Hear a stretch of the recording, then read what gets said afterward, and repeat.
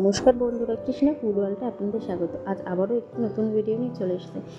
আজকে কিন্তু ডিমের ঝোল বা ডিমের কারি নয়, আজকে কিন্তু ডিম দিয়ে একটা অন্যরকম রেসিপি বানাবো। ডিমটাকে আমি প্রথমে ভাপিয়ে তারপরে কিন্তু ডিমের আমি আজকে রসা রেসিপি করেছি। চলুন তাহলে দেখে নিই এই রসা রেসিপিটা কীভাবে বানালাম।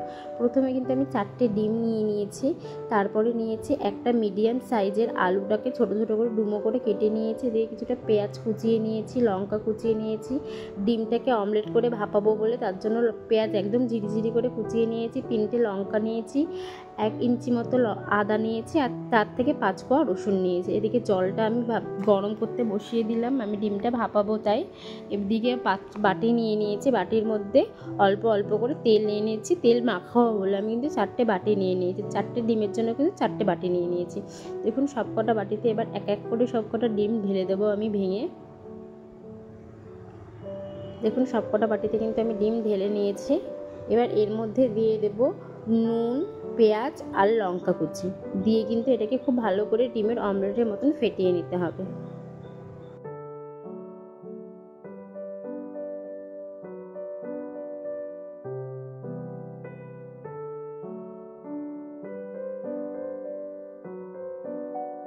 বাটির মধ্যে কিন্তু আমি পেঁয়াজ, নুন আর কাঁচা লঙ্কা দিয়ে দিয়েছি, দিয়ে কিন্তু এবার ভালো করে ডিমটাকে ফেটিয়ে নেব। সবকটাই কিন্তু আমি সব ভালো করে ফেটিয়ে নিচ্ছি। এবার এদিকে জলটাও গরম হয়ে গেছে, ধোয়া উঠেছে, আর এদিকে কিন্তু এবার আমি ডিমের বাটিগুলো এক এক করে সব বসিয়ে দেব।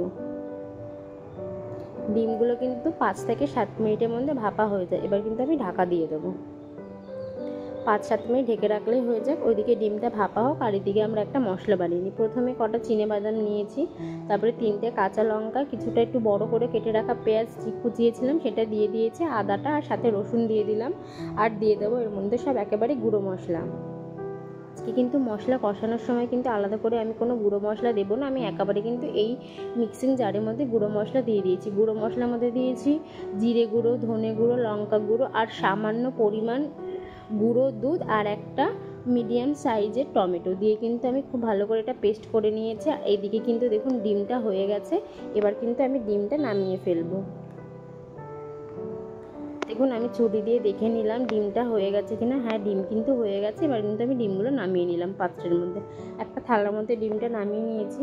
এবার একটু চামচের পেছনটা যে সরু জায়গাটা হয় সেটা দিয়ে কিন্তু একটু খোঁচা দিয়ে আমি কিন্তু পুরো ডিমগুলো এক এক করে বার করে নেব।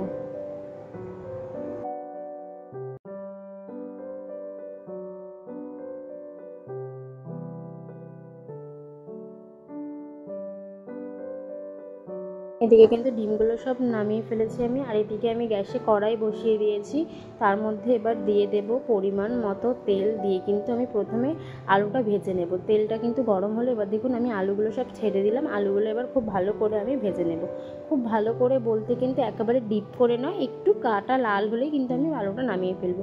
আমি কিন্তু আলু ভাজার সময় অল্প পরিমাণে একটু নুন দিয়ে দিয়েছিলাম। এবার কিন্তু আলু ভাজাটা হয়ে গেছে, আমি আলু ভাজাটা কিন্তু নামিয়ে নিয়েছি। এবার কড়াইয়ের ওই তেলের মধ্যেই 2টো লবঙ্গ, একটু সাদা জিরে আর একটা তেজপাতা ফোড়ন দিয়ে দেবো। ফোড়নে দিয়ে কিন্তু এবার যে বেটে রাখা মশলাটা কিন্তু আমি দিয়ে দেবো। মশলাটা দিয়ে খুব ভালো করে কিন্তু মশলাটা এবার কষিয়ে নিতে হবে। এবার এই মশলার মধ্যে আমি দিয়ে দেব স্বাদ অনুযায়ী নুন আর অল্প পরিমাণ হলুদ। আর এখানে তো কোনো গুঁড়ো মশলা আমি আর ব্যবহার করব না, যেহেতু আমি গুঁড়ো মশলা আগের থেকেই এই মশলাটার মধ্যে দিয়ে দিয়েছিলাম। দেখুন মশলাটাকে খুব ভালো করে কষিয়ে নিচ্ছি। এখন আমার মশলাটা কিন্তু অনেকটা কষা হয়েই গেছে। এবার এর মধ্যে দিয়ে দেব ভেজে রাখা আলুগুলো। ভেজে রেখে আলুগুলো কিন্তু দিয়ে খুব ভালো করে মশলাটা আরও কষাতে হবে। এই মশলায় কষানোর মধ্যেই কিন্তু আলুটা কিন্তু সেদ্ধ হয়ে যাবে। এবার কিন্তু আমি 5 মিনিটের জন্য একদম আঁচটা কমিয়ে দিয়ে কিছুক্ষণের জন্য ঢাকা দিয়ে দিয়েছি। দেখুন ঢাকাটা খুলে দিয়েছি, কি সুন্দর তেল বেরিয়ে গেছে। এবার আরেকটু ভালো করে নাড়াচাড়া করে এর মধ্যে দিয়ে দিতে হবে পরিমাণ মতো জল।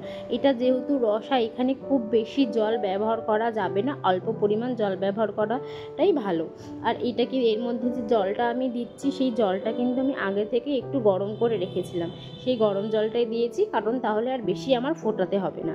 দেখুন আমি জলটা দিয়ে দিয়েছি। জলটা কিন্তু একটু ফুটে গেলেই আমি এক এক করে সব ডিমগুলো দিয়ে দেবো।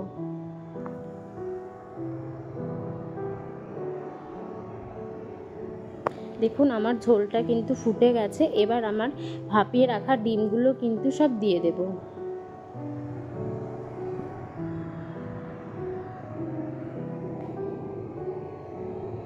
দেখুন আমার ডিমটা দেওয়া হয়ে গেছে। ডিমটা দিয়ে আরেকটু ফুটলে আমি কিন্তু এর মধ্যে গরম মশলা গুঁড়ো দিয়ে দেবো। দেখুন আমি কিন্তু গরম মশলা গুঁড়ো দিয়ে দিচ্ছি। আর এই গরম মশলাটা কিন্তু আমার বাড়িতেই বানানো। আমি কিন্তু গরম মশলা, বিরিয়ানি মশলা সমস্ত বাড়িতেই বানিয়ে নিই, আমি দোকানেরটা অত বেশি ব্যবহার করি না। দেখুন আমার কিন্তু এটা হয়ে গেছে, আমি কিন্তু নামিয়ে ফেলেছি। কালারটা কিন্তু অসাধারণ এসেছে, আর খেতেও কিন্তু অসাধারণ হয়েছিল। ওপর থেকে একটু ধনেপাতা ছড়িয়ে দিচ্ছি। আমার ধনেপাতাটা অল্পই ছিল, তাই ধনেপাতাটা অল্পই দিয়েছি। আপনাদের ঘরে যদি বেশি থাকে আপনারা কিন্তু বেশি দিয়ে দিতে পারেন। খেতে কিন্তু অসাধারণ লাগে। ধনেপাতার একটা সুন্দর স্মেল আসে, আর মানে খেতে যে অসাধারণ হয় না, আপনারাও বাড়িতে বানিয়ে দেখবেন।